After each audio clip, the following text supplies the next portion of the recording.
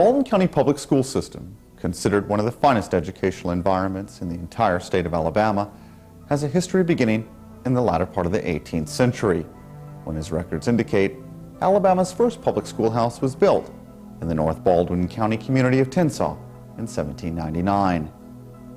And at that time, nearly 10 years prior to Baldwin being organized as a county, the area remained geographically expanse.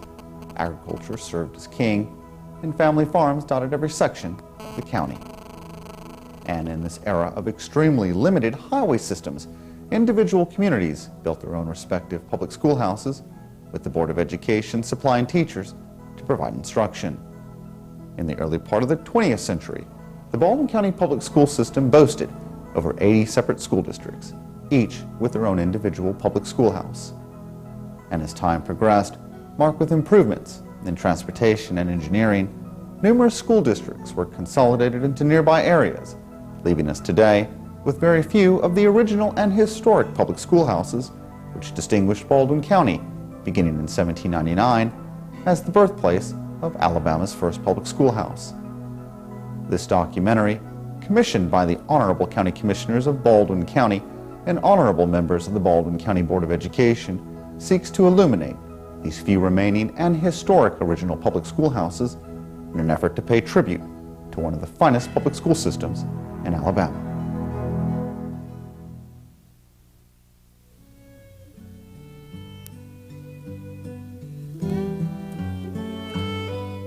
Records indicate that the old Aaronville High School dates back to the 1940s as an educational institution benefiting students of and around the South Baldwin County community of Foley. This historic schoolhouse consisted of 4 classrooms, which were added in 1957, followed by another 3 in 1962, and 2 more in 1963. 1 year later, the first cafeteria was added to the building. As enrollment increased, continual improvements were made to the original edifice. With integration came many changes to South Baldwin's educational system. Aaronville High School became Foley Middle School, and remained so until 1990, when the new Foley High School was erected. At this time, the middle school students were combined with 4th and 5th graders, and the facility was renamed Foley Intermediate School.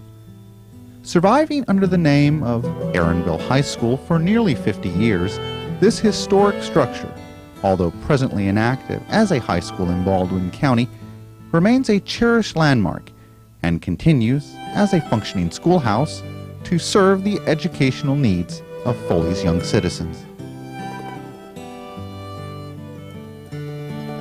Aaronville School, as I first knew it, was a collection of small wooden buildings that had been moved there, small one-room wooden buildings that had been moved there at some previous time.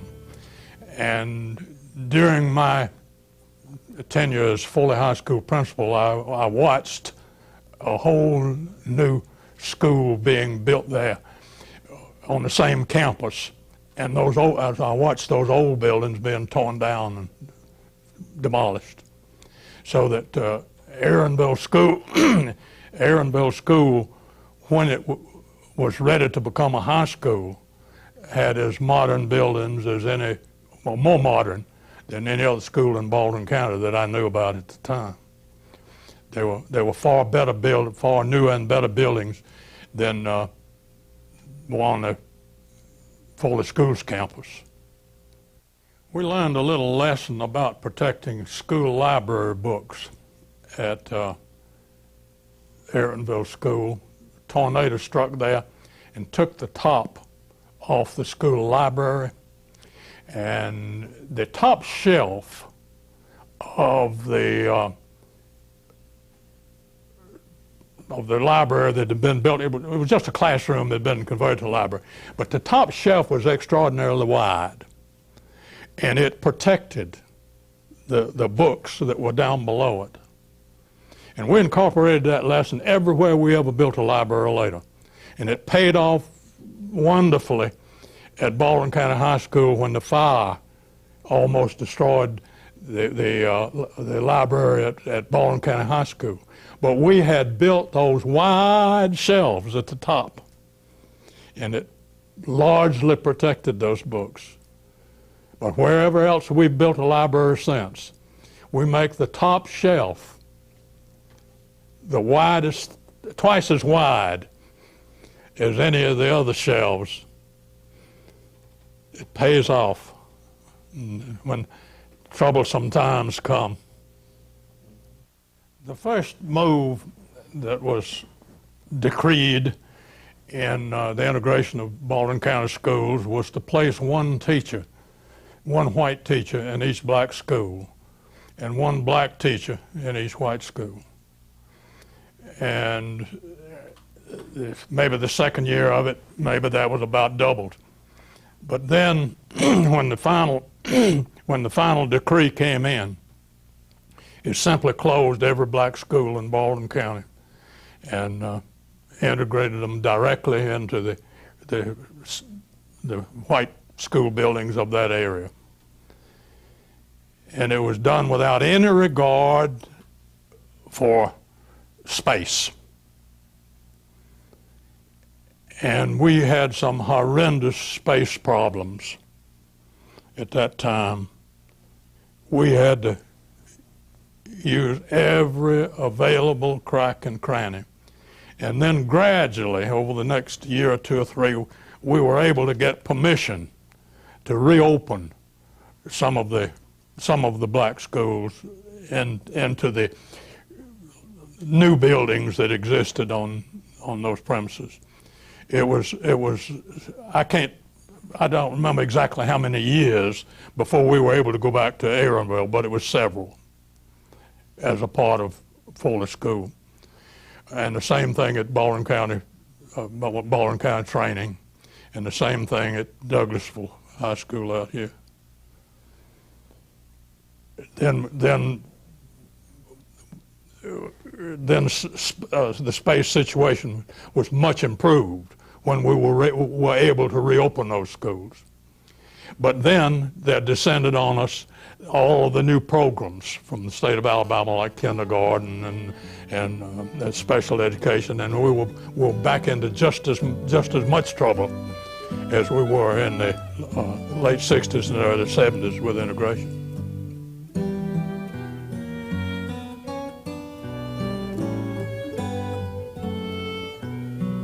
When you look at a map of Baldwin County and you compare the population density from the early part of the 20th century to the late part of the 20th century, there's almost a flip-flop. There were very few people living in the southern part of Baldwin County in the early part of the 20th century. And it began to grow because of several factors at that time. Towns sprang up all across the southern part of the county, primarily due to land developers who had come in and bought huge segments of land, advertised widely across the United States for cheap dirt. You could buy your farms in Baldwin County and own your own piece of America.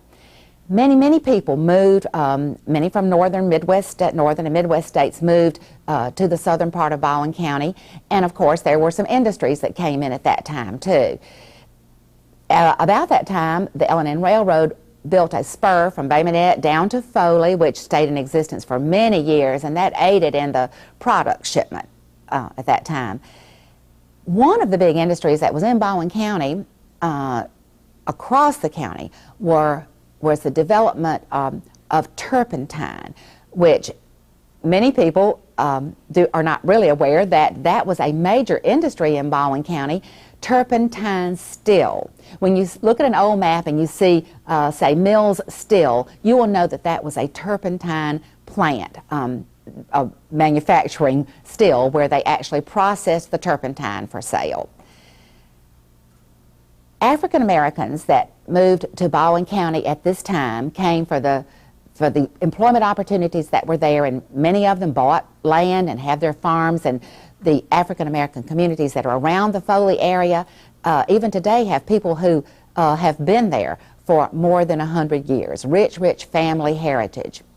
Some of them came to buy farms, some of them came to work in the turpentine stills, some of them came for the farming industry, which at that time was primarily flower farming. There were huge gladiola farms, even where Foley High School is today, and many people are alive that worked in those flower farms, flowers that were iced and shipped on the railroad to markets across the United States.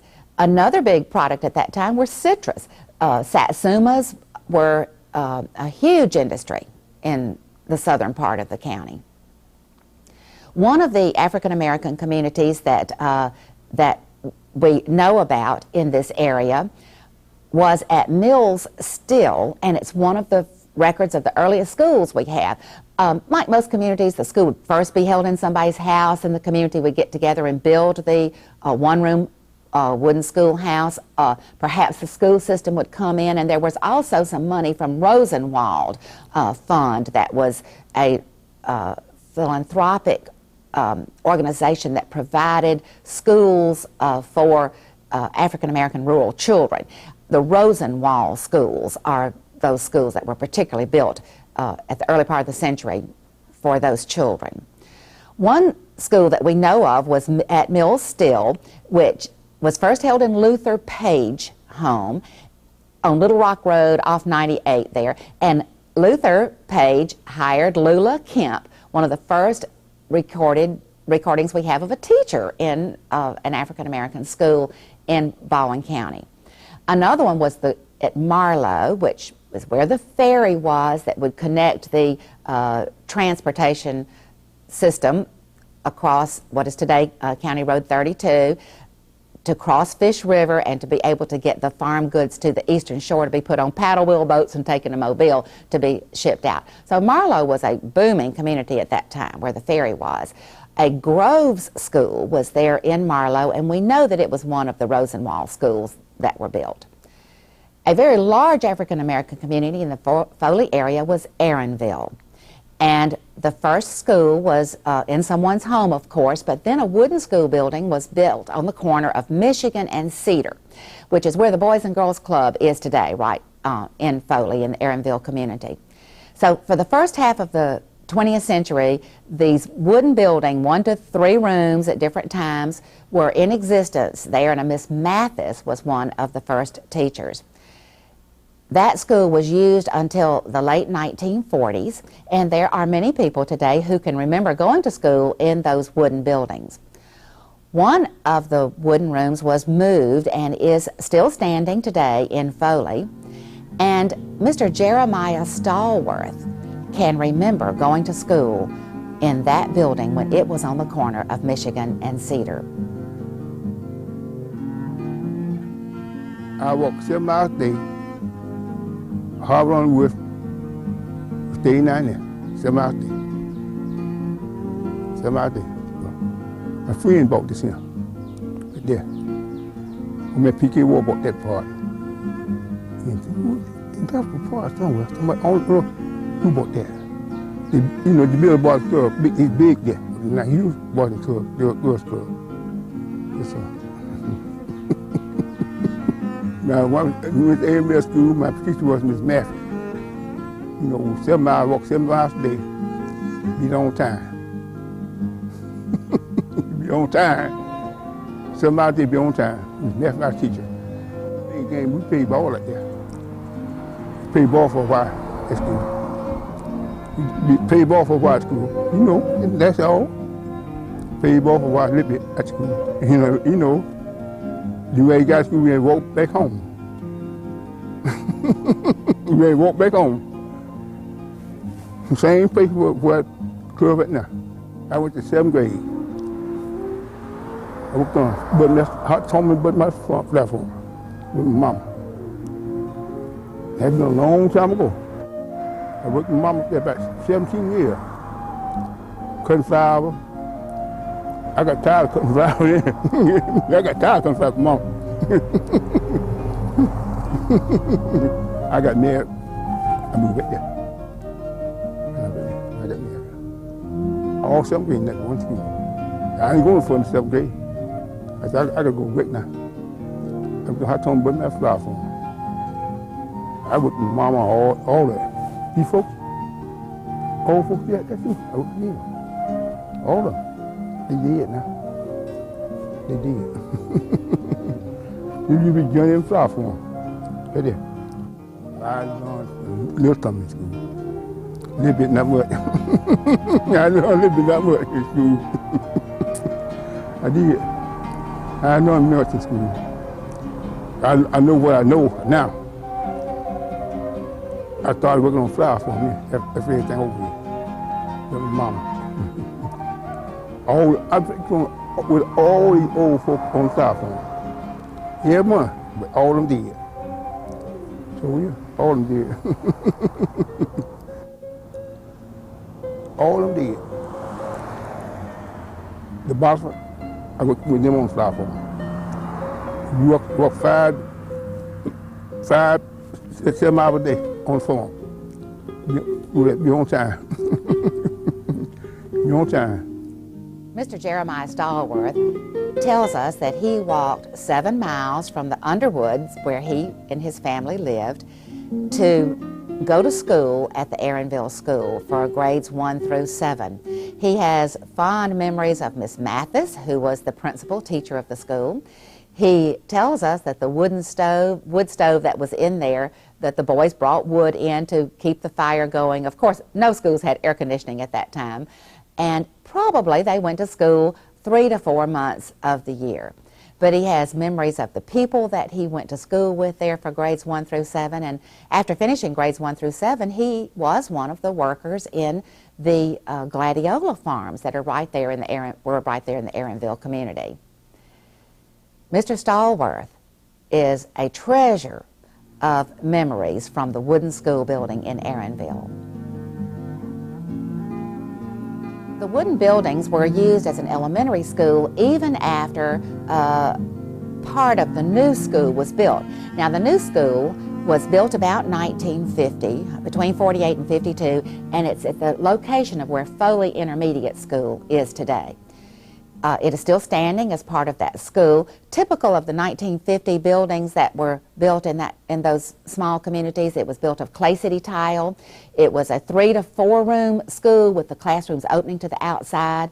2 of the classrooms could be connected by opening a partition. At the end of those classrooms was a stage. And that when the community would meet there in that building, it offered an opportunity for the community to gather and really become a gathering place for many events that were held in these buildings, evening events and Sunday afternoon teas, and the stage was used for many, many presentations in these small community schools. The cafeteria was added in the early 1960 or so, and when the wooden school was closed and this school had some additional rooms added about 1955.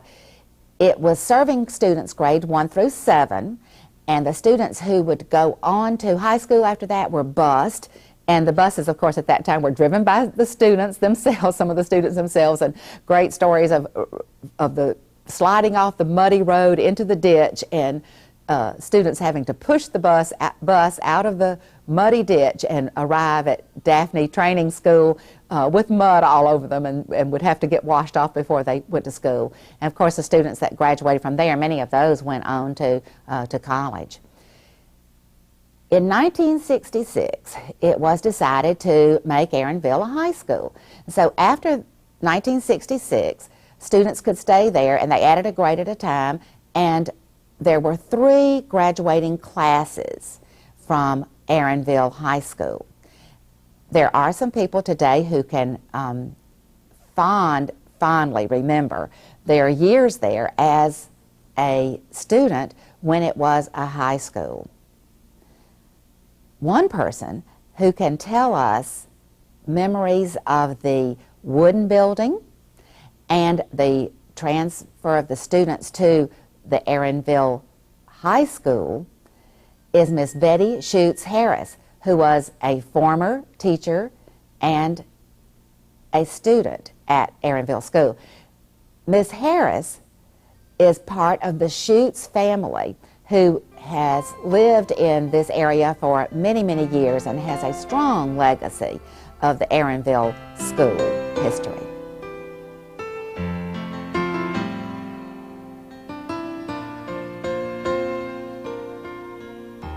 remember attending the Aaronville, I guess it was called the Aaronville School.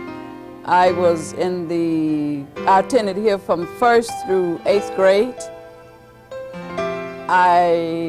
Well, the first school that I attended in this area was on the corner of Cedar and whatever street that is up there. What's that? Cedar and... That was the first school that I attended many, many years ago. And that school ran from 1st through 5th. From there, I left there and came here. This was considered a middle school. I left this school and went to Foley to Daphne Intermediate.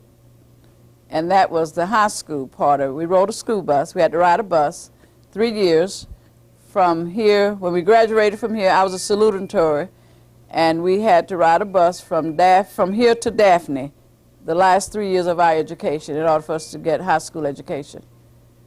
And that was the part where we had to get up real early to catch the school bus. When I finished from Baldwin County Training School, 12th grade, I attended Alabama State University. After I finished from Alabama State University, I came back here and taught 5th grade for 3 years until integration. I was one of the first black teachers that were pulled from here and sent to the Foley Elementary School. I taught 5th grade up there once I left here and went to Foley, it was Foley Elementary at that time. I taught 5th grade there. I was among the first, it was Miss Herman first and then myself. We were the first 2 black teachers to leave here and go to Foley into elementary, first integration. I was a guinea pig. The school on the corner, I do remember the wood heaters. I remember us having to walk from the corner school down here for our lunch. We did not have a cafeteria there, so we had to walk from the corner school, I think it was about 2 buildings there, down here for our lunch, and after lunch we had to walk back up there. And after, I think I came here in the 6th grade, and that was 6th, 7th, and 8th grade.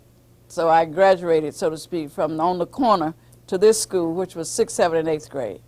And I do remember the Shakantala, as they was named it. I also remember the May Day, which we used to get out and play at the Maypole. What else we used to have? We used to have contests. And the one who raised the most money was given a prize. And all the children were excited because it was something different. And we had a lot of activities, and we were very dedicated teachers. We had, of course, we had all the secondhand books. We never had new books down here. When I came here, my first year teaching, I taught 5th and 6th graders. I had a combination of 5th and 6th graders. And we never had new books. I never had a new desk until I went to Foley Elementary School. That's when I saw the first new textbooks and the first new desk for me as a teacher. I guess at the time, I got my first paycheck. And I looked at it, and it was a small sum of money to me, and I went home and I told my mom, I said, Mom, is this all I'm going to be making, and you've spent all this money on me? Which means at that time, teachers were not being paid like they are today. So that was a little disappointing to me when I got my first paycheck. It was exciting, but yet disappointing, because I thought I would be making much more money than what I was making when I got my first paycheck. But the humor part of it, I guess I've always been a sincere teacher. And the fun, we had fun, but I was, as they used to call me, the very strict teacher. I was very strict, but yet I love my students, and we just did a lot of fun things. And my first year teaching here, I had a lot of nieces and nephews in my classroom, and I treated them as if they were just a student, because to me they were just students. And when we would get home, they would tell their parents, "Ooh, Aunt Betty G was so mean to us. She was hard on us than she were the other children." But I saw them as students like the others. But my first year teaching, I did teach quite a few nieces and nephews. They called me Miss Shoots. It was hard for them. Sometimes they would still say Annie, but most of the time it was Miss Shoots.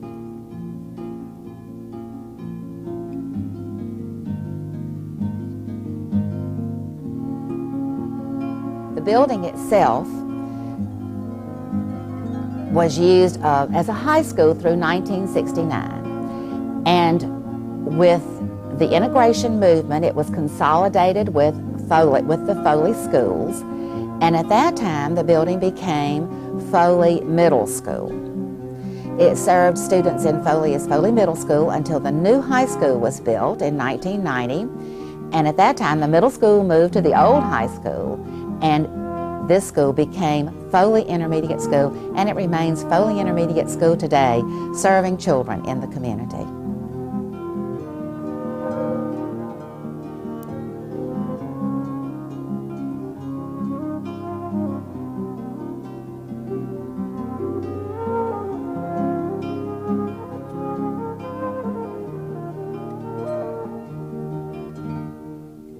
I am a native of Foley, born and raised, attended school here where we are sitting actually. This particular room was classroom/auditorium.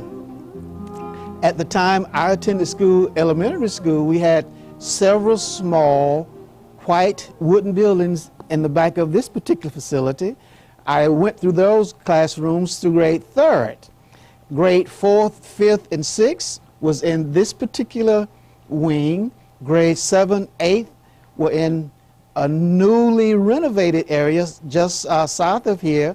And my senior class, my high school classrooms were in the brick rooms on the wing. And I graduated here in 1969. That was the year this school closed as a high school. It was only a high school for 3 years. Prior to that, black students that got an education past the 8th grade had to attend Baldwin County Training School in Daphne. In fact, all of my siblings attended Baldwin County Training School past 8th grade and got their diplomas there. 2 brothers were bus drivers. At that time, if you were 16 and had a licensed student, you could drive school bus. And 2 of my brothers drove school bus from Foley, went through Foley, Marlowe, even picked up kids in Fairhope, and they went on to Baldwin County Training School in Daphne. As a student here, I remember those are some of the best days of my life. We were small in number. We were loved. Everybody was your mother and your father. Community school, I didn't live in this community. I lived 4 miles north of here. In fact, as a child, we lived on a farm, and we were for years and years and years, we were the only family out there. My dad and mom were farmers. They bought land there in the early 20s, and in fact, we still own the property as we speak. Back to being a student here, I can remember very distinctively, as I said, we were very, very loved by everybody. Teachers were our mothers, our fathers. We were disciplined, and of course, once we were disciplined here at school, we were also disciplined at home, because a lot of the teachers, especially my family, I remember very well, a lot of my teachers would spank me, and then they would go home and eat dinner with me in the afternoon, because that was the type of relationship we had. And I think this is very, very unique. Most of the black teachers during that time were from Mobile, but they could not live in Mobile. They had to board in the city in which they taught. So they were board here. They would live here 5 days a week. On Friday, they would go home to their families. That means my parents, a lot of the other parents, were kind of like their adopted parents. And they would come, teach, come out to the house and eat, socialize, and work the next morning. Now, we never did board any, but we fed them a lot of evenings. They would come out and eat with us. First grade, little white building, right, I remember distinctively, a little white building sitting right off behind this building. Grades 1 through 3 were there. Grades 4, 5, and 6 was in this wing. Grade 7, 8 was in that wing, pointing south. And my senior career was in the newly built wing. That wing was constructed about 1965, 66, I recollect. Being a student here offered us a unique insight into humanity, into loving your neighbor, into pride. I remember the lady principal told us at one time, I think I must have been a junior, a freshman or sophomore, yeah, freshman or sophomore, that when the superintendent would visit this school, he had plenty comments, but one of the biggest compliments was always, your kids are the best dressed kids in the county. I remember that very well. A little tidbit, back when we were coming up, blue jeans were not hip. If you wore blue jeans to school, you were, how can I say this? You were the working class kid. We didn't wear blue jeans to school. We wore blue jeans to work. In fact, I got my first pair of blue jeans my first year teaching in 1973. We were very, very well dressed. Our parents, we were not rich, by no means. We went to school, we came to school, we were clean, we were well taken care of. Okay, I remember some of my teachers. My first grade teacher was a lady by the name of Miss Bradley. I remember she had a twin. My second grade teacher was Miss Kelly. My third grade teacher was Miss Cook. My fourth grade teacher, Miss Lett, later became Miss Lee. My fifth grade teacher, it's kind of funny. I don't remember. My sixth grade teacher was Miss Henry. My seventh, then we began to change classes. Then I had several teachers. I had several teachers at that particular point in time. My sister became a teacher, I guess, when I must have been 9th or 10th grade, but she always taught elementary. She never taught me. A cousin of mine, Mrs. Jenwright, she also taught here. By the way, she's still teaching at Summerdale School. She didn't teach me as well. She was elementary. The school actually became a high school in 1967. We graduated 3 classes, the class of 67, 68, and 69 as a high school. When it closed in 1969, that was the year I graduated, the school closed because of integration. It opened up again in 1973 as Foley Middle School, and ironically, I got my first job teaching here where I had gone to school all those years. And my classroom was right down the hall in room 13. We were transported by the buses. I'm not going to say I had to walk 20 miles because we didn't. Personally, we were transported. We had buses. Again, even when I was in school, we had I was never a student driver, but we did have student drivers. Up until until I graduated. There were student drivers that were capable of driving school buses. I never was a driver, but we had student drivers. We did, because of the economics of the area, I guess, or the inequities in education, I knew nothing. I didn't know what a locker was. I only knew about a gymnasium. We went to play in the high school gymnasium. We didn't have a gymnasium. We practiced and we played our little basketball games out back. We had a football team for 3 years. We had a band for 3 years. I was in the band. We had a band for 3 years. Track. We had baseball, and those are pretty much the only sports we had in basketball. And I ran track, played basketball, played baseball, didn't play football. I was in the band. Academically, being from a small school, I believe we were as prepared as anyone. I remember personally going off to college. I didn't feel inferior. I made good grades. I succeeded. I graduated. As far as the type of education we got, it was state of the art. As far as we knew, those things you don't know, you can't miss what you don't have. But the teachers that taught us, they taught us very, very well. And the last 3 years of my education, I was exposed to my first Caucasian teachers. They mean the Board of Education, sent 2 Caucasian teachers down here. A Reverend C.W. McCullough, who was a missionary. He used to talk about his experiences when he was in Africa. he taught social studies, and Reverend Shelton taught driver's education. In fact, Reverend Shelton has a private school now in Robertsdale, Central Christian. He started teaching right here as a driver's ed teacher, and he was my driver's ed teacher. But those were our two Caucasian teachers when I was in my last 3 years of high school down here. I graduated number 2 of the class. I was salutatorian, and it was a big honor. I was beat out by a girl, Louise Ancom from Lillian. She was the valedictorian of the class, and we were small in number. I have an arca there that shows it was 37 in my graduating class, and I graduated number 2 out of that graduating class, which was a big honor because my mom and my sisters and brothers, they stressed education. I was thinking the other night, my mom probably got a 6th or 7th grade education, but I didn't do much. I didn't do any playing.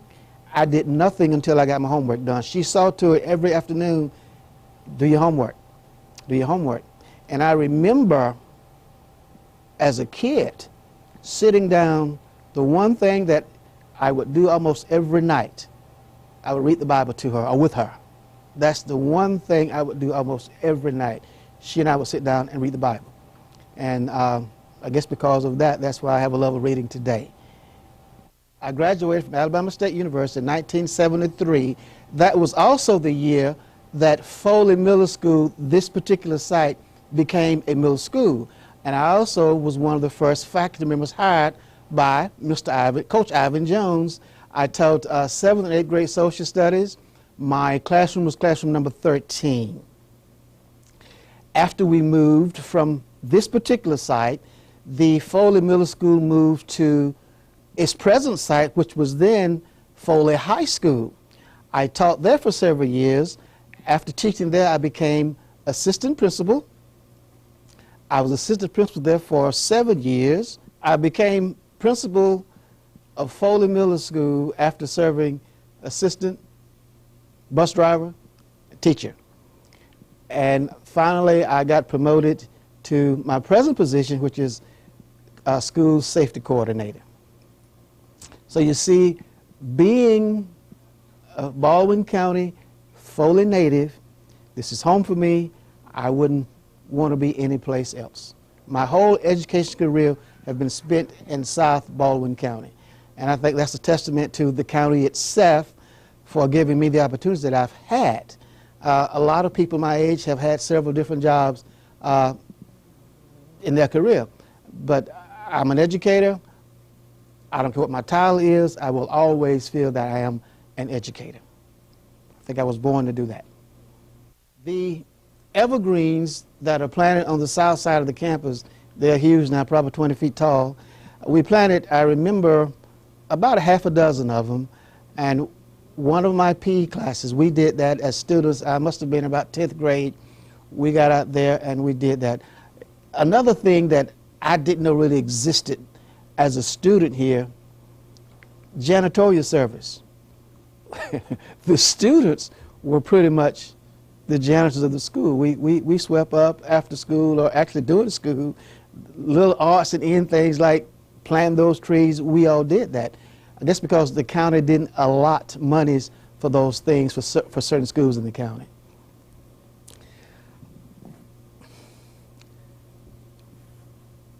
As a senior, I remember very, very well the teachers, especially those from Mobile, you know, young guys are attracted to new cars. They would buy the finest of cars. Might be why I always wanted to be a teacher, because those were the folks I was exposed to. They wore nice clothes, they drove nice cars. I remember Mrs. Bass. In fact, she's still a family friend. She's still teaching. Mrs. Juliet Bass lived in Mobile, but she bought a 1968 GTO Pontiac. I feel, thinking about it now, I feel good in that I was one of the few, if not the only one, that she trusted as a student to drive her new car. Many days, she would give me the keys. I would go up to the Dairy Queen and purchase lunch for her and her friends. My sister was one of her friends. Was teaching at the time. I was junior, senior in high school. And I, you know, being a 16-year-old, that shows you the type of person my teachers saw me as. And it wasn't just me, but you know, all the young men back then, they knew, they gave us those car keys, we were going to treat that car better than if it was ours, because we wanted to drive it again. And we would do that. We didn't abuse it. And we didn't, personally, I didn't, may I borrow your car? I didn't do that. But when she said, hey, what about running to the depot and get us lunch? She gave me the keys and I went. Brand new car. And again, things like that helped me shape my character. In fact, if I can just throw this in, I was watching some of the news last night, and Katie Couric asked some of the contenders for president, what do they fear losing most? One said, my character and my good name. That's the way I feel. My mom used to tell me, she said, you know, a good name, a good character will travel further than your human body ever will. And I have lived by that all of my life, and I believe that. A good name and good character, doing a good job, and I was brought up to not only do a good job, do the best job you possibly can, and I live by that daily. I remember we had coal piles in the back. One day, one of my cousins, Eddie Lee was his name, was throwing coal and hit me right under my eye with coal. And when I got home, my mother, this is a true story now, my mother asked, okay, what happened to your eye? For some reason, I couldn't tell her Eddie Lee, my cousin, hit me with a piece of coal. I told her I fell on it, and that's the true story. I said I fell on that coal. We were running and playing, and I fell and hit my eye. But in actuality, he had thrown and hit me in my eye. And that's the true story. What else can I think of that?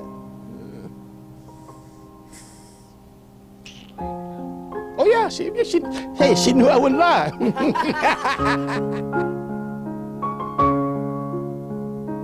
I remember my good days at Foley. At that time, it was called Foley Colored School. I came here from Grove School, which was one of the Roosevelt schools in Marlow. I came here as a fourth grader at that time. And our school was on the corner of Michigan and Cedar Street. At that time, I don't think we had street names, but that's where I started school, in a one schoolroom building, wood building. We had about 3 classes in the room. And so I attended there until I got in seventh grade. I'm sorry. Attended there at 7th grade. And then after 7th grade, we were moved to this school, which still at that time was not named Aaronville School. It was still Foley Colored School until later it became Aaronville School. So while here, I had some very good experiences, in spite of the insufficient of things that we did have, but it was very good times. I remember some of the teachers I had. The teachers worked as hard as they could with what they had. It was so many kids sometime in a classroom that they couldn't devote a one-to-one as they should have. But most time we were so disciplined that they didn't have to do the discipline part. We were here to just soak in whatever we could, most of us. And I remember some of the things we had at school. First thing, we had outside toilets, of course. We had the big old pot stove or heater that we would have to go out and get coal or wood, and it didn't make any difference who we were, girls, boys, whatever, we had to go and get them and keep the fire going. And of course, in the rain, in the cold, whatever. So going back when I was at the first school, the one on the corner, we had to walk down here for lunch every day. So we walked about the 6 or 7 blocks to this school. And the principal here would have a big pot of tomato soup cooked, and we would have warm tomato soup and crackers, and some days it was a big pot of beans, and this was served on the outside because we didn't have cafeteria or anything. So after lunch, in the rain maybe, in the cold, we had to walk back to our school for the rest of the day. And then coming down here as a student, some of the activities we had May Day, which was a very festival time. We had different little games that we played, had a sliding board, just had the minimum of things that kids have, but we made up our games, which was good, and our teachers carried us out for PE, and we were able to do that. So I stayed here until 9th grade, and after 9th grade, we rode the bus to Daphne for 10th, 11th grade, 12th grade, which was a good experience. But sometimes it would be night when we get up, dark, and it would be dark when we come home in the afternoon. We had to do our chores, of course, and then we had to do our homework. But all of this, I'm saying, to make me a better person. I was able to achieve, although with all of the challenges that we had. After I finished our Foley school here, Miss Mathis was our principal, Florence Mathis. She's gone now. She was one of the principals, and I loved her very dearly because she believed in me. And she told me one day that you will succeed. And any little thing that she could encourage people, she did. And some of my other teachers, I remember, I had William Mitchell, and I had his wife, Helen Mitchell, which both were deceased at this time. Helen Mitchell taught us language arts.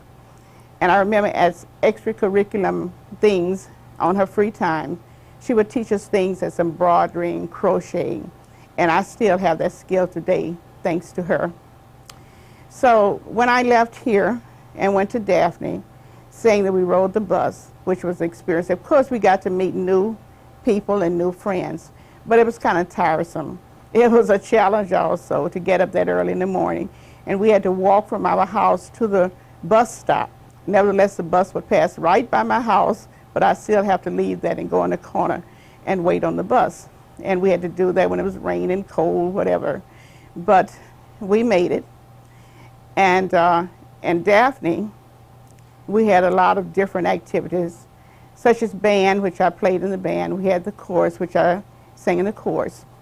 And we had different things as chemistry and good chemistry teacher. And we had French. We didn't have Spanish at the time. I took the French. So after we stayed there 12 years, we graduated. And after graduation, I went to Alabama State University. I went there, got my bachelor's there. I taught here. I came back to my school to give back to the community something that I had received. I taught at this school for 8 years. And then during the time they was integrating the school, I was moved to Foley Middle School, a high school. I was moved to Foley Elementary School. Whereas in the elementary school there, I taught 6th grade for 1 year. And then I decided, I said, well, I'm going to leave. I'm going to just leave and visit another place. My brother was living in California, so I went to visit him. I had not planned to stay out there, but I had a girlfriend and her husband there, and they were teaching. So they asked me to go down and apply for a job, and I told them no, I didn't need to do that because I had my job here as a teacher, and I had really, really planned to come back to teach. But I went down just to satisfy them, and we had to have a test, not knowing that I would pass the test and hoping that I didn't pass. So I had to come home because my husband was seriously ill at that time. So I came home, and they kept up with the results of the test. So they finally called me one day and said, you passed. And I was shocked. So after she said that, I immediately packed my clothes and I moved to California. So I got a job right away, and I taught there for 39 years.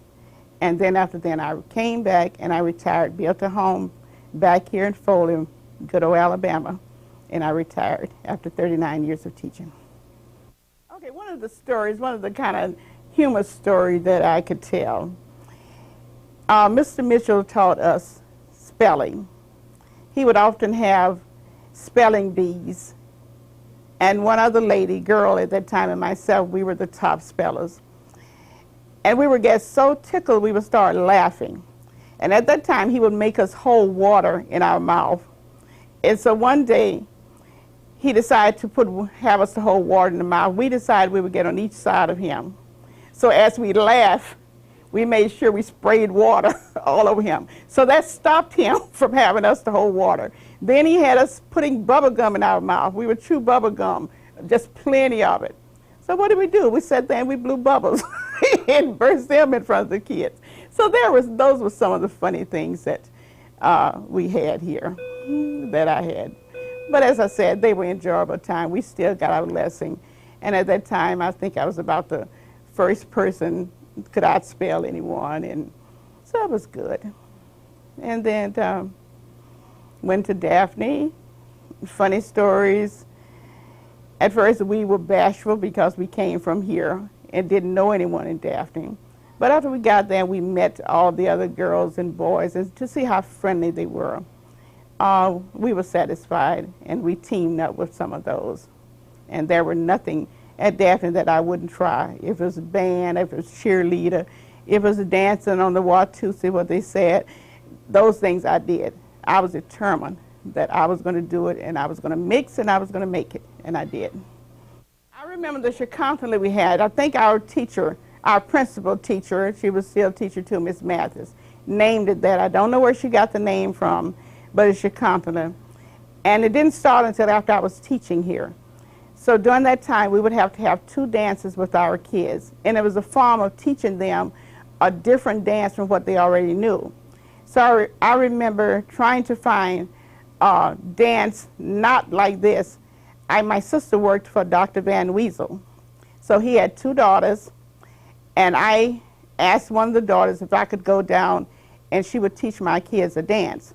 So I carried 4 of my kids there, and they taught them a dance like an Indian dance, and I came back and they taught it to the rest of my kids. And so that was one of the dances we had. Then we had our own dance in which the kids would do. And so every night we would have, every grade here would have to have 2. And the parents were excited because this was something for them to do, very excited. And the kids were very good at that. And going back, I remember when my first year of teaching here, I had 5th grade. And at that time, I didn't know that I had a slow class or special ed because they weren't identified. But I noticed that I had a whole class full, and I had one child in there who was better than, as far as education-wise, as the other. So I sent, his name was Leonard Barnett. So I made sure that I had to change him for another student because I needed to work more intensely with those kids that I had. But there was one thing that I could teach them to do. One girl, I could only teach her to spell part of her name. Her name was Magnolia. The only thing I could teach her to do, and she was in 5th grade, was M-A-G. So she got that. But I taught that whole class to play the flutophone.